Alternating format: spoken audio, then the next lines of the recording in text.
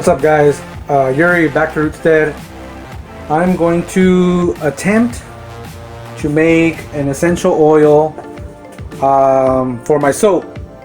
I'm going to put out a soap video also, but I'm going to start with an essential oil of orange blossom. I got about 3 cups here, so I measured it a little bit over 3 cups of orange blossoms, and I'm going to be using 100% pure grapeseed oil.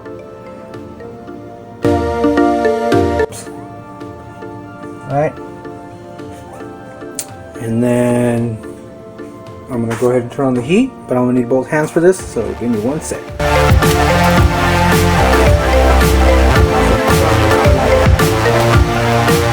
So I have it currently on the lowest setting that it'll go, and then I'm going to put my measuring cup, and I'm just going to go ahead and put the orange blossom in. And the idea is to try to infuse the grapeseed oil with the orange blossom, so that way I don't have to buy essential oils.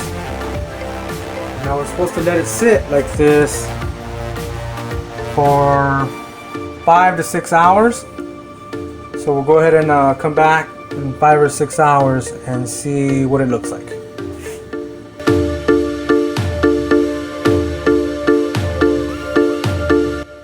Alright, so here we go. I'm gonna start with my soap, but the first thing I want to do before that is get my calculations right. I used the website soapcalc.com. I put in the calculations according to how much soap I want to make.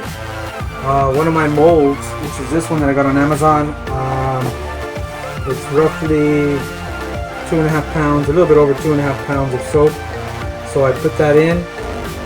Everything I did was Googled, so I Googled how to go from pounds to ounces, or actually pounds to grams, and then put in how much 2.5 is to grams, and it came out to 1,227 or 24.7, something like that.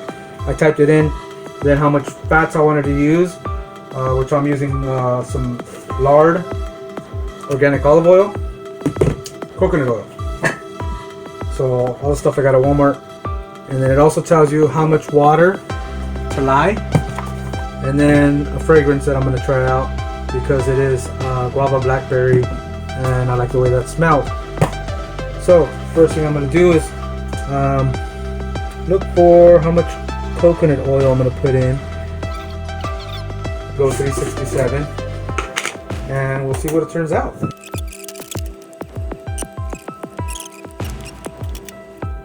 $367. Next, I'm gonna go with my lard pig tallow manteca, and it's asking for 489.88. So I'm just gonna go ahead and go to 490.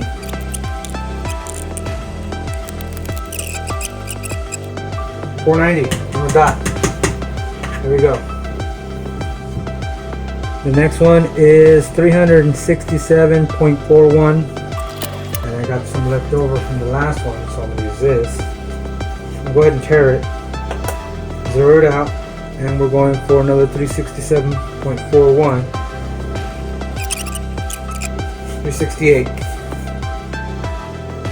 So I'm going to go ahead and put this aside and get my lye ready.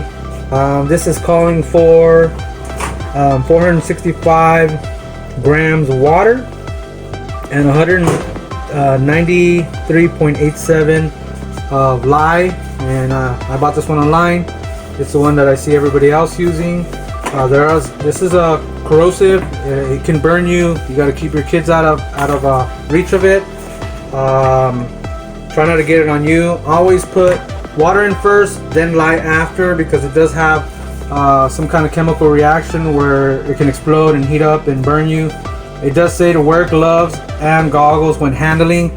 I'm not going to do that, but I do recommend if you're going to be using this or messing around trying to make soap, that you do wear gloves, long sleeves, and if you don't like the way I do it, you can turn off the video now, but this is just the way I'm going to do it. I've already been messing with it just a little bit, and if I burn myself, that is my fault, but I do have vinegar on hand just in case I do burn myself. vinegar will neutralize it. So it's calling for 465.39 ounces of distilled water is what I'm going to use. Distilled water. Got it right on the dot. 465, people. Next, I'm going to tare it, and it's asking for 194 grams of lye. Now it is recommended to do this in open air ventilation. You can open a window. You can put a fan behind you blowing out towards the window, which is what I'm going to do. Open the window now, and then I'm going to go ahead and open my back door. I won't really need a fan because there's a really good airflow. Now I'm going to go ahead and stir this a little bit, make sure it's real good. It sticks to the bottom when you're using this much. So I just got to make sure all the little granules are gone. Now I don't know if you can see how hot it is. This stuff gets really, really hot. Now we're just going to wait for all this, the oils and the lye water to cool down. I'm going to get it roughly around 110, 115, both of them. And when they both get to that temperature, then I'm going to go ahead and mix it. I'm going to pause the video and then wait till that happens and show you how it looks. Alright, so I'm back. Now I'm going to show you, as I clean up a little bit, how hot this lye water can get. 161.5. I don't know if you can see that. There it is. It does get pretty hot. So I just wanted to show that real quick. I'm going to go ahead and set it aside and let it cool down as I clean up and prepare to bring my oil over here. Alright guys, so my oil's at 106. Give it a stir. So we microwave these a few minutes, get it up to temperature, get all the oils mixed and melted together to go ahead and cool down. Currently it's at 115. If you can see that. And now I'm going to gently mix it in slowly. Once again, when you're doing this, you should probably wear long sleeves. You should be wearing gloves, goggles. Anything to keep yourself safe. Pour it nice and slow, and I'm going to pour it slow and stir. But you want to make sure that when you're stirring it with the stick blender, that you burp it. So I'm going to put mine in sideways, and I like to mix it on low. This one is low and high, and you'll see that it starts to thicken up. So what I'm going to do, exactly as another YouTuber showed me, is basically use the stick blender for about 20 seconds and then mix it by hand. So I'm not going to use a spatula, I'll just use the stick blender. And then go ahead and hit it for 20 seconds again. So it's starting to thicken up. And what I'm looking for is what's called trace. And trace is basically when you get some oil or some of this mix here, it should leave a trace, a little line. Like right here, there's nothing going on when I go ahead and put the spatula in. There's no line. So we want it to thicken up to like the consistency of pudding. Let's see. Now we're starting to get a little bit of trace. See it there. I don't know if you can catch that very good, but there's a little bit of trace. There's a little bit of the line showing now. It's almost where I want it to be. But at this point, what I'm going to do is put in some of this oil. It is guava, blackberry scent. There's some sweet almond in it, and some other oils. But I want the scent.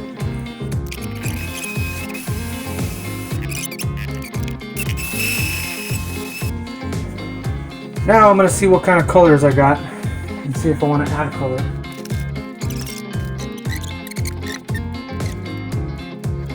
Orange mica.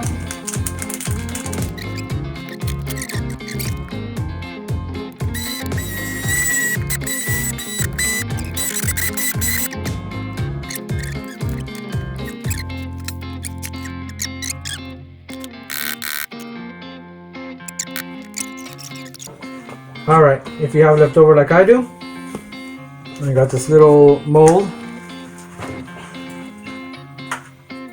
like a flower mold, sort of. I'm just gonna go ahead and pour this extra stuff in here and see how much I get.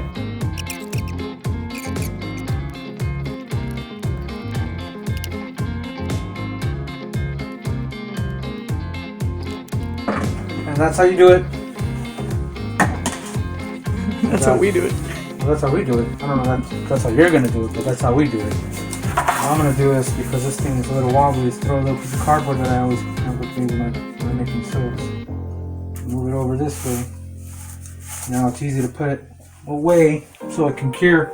Now the soap has to sit for, it's recommended 3 weeks, 4, 5 weeks. The longer you take to let it cure, the better. And that's it.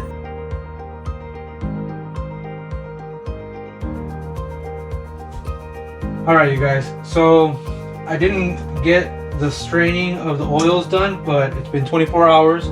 We did our soap cure. I'm going to show you that right now, but what we did do is we used a strainer and we used a funnel, and with my wife's help we put it in here and we strained it out a little by little. So here's essential oil.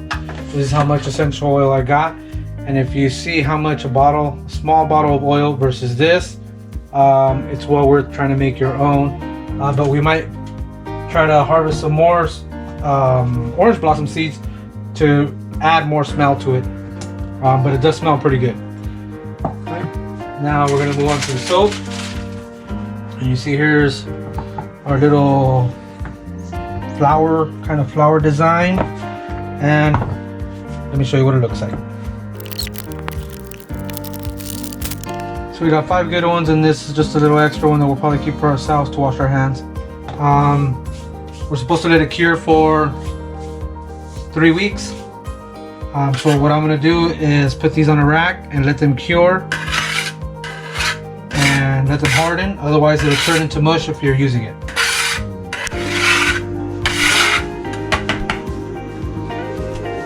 Now to the big one.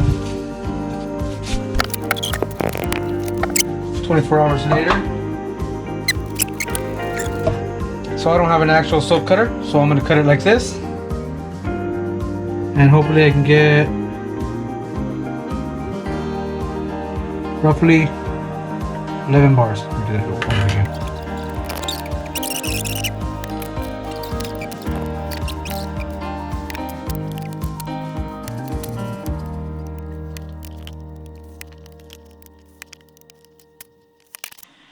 And there it is. A bunch of funky homemade soaps. 1, 2, 3, 4, 5, 6, 7, 8, 9, 10. We're going to let them cure along with these for 3 weeks, possibly more. Let them sit there and get harder and harder. The longer you let them cure, the better. And that's it. So that's soap making, essential oil making, all in one shot. Like, share, subscribe. Peace.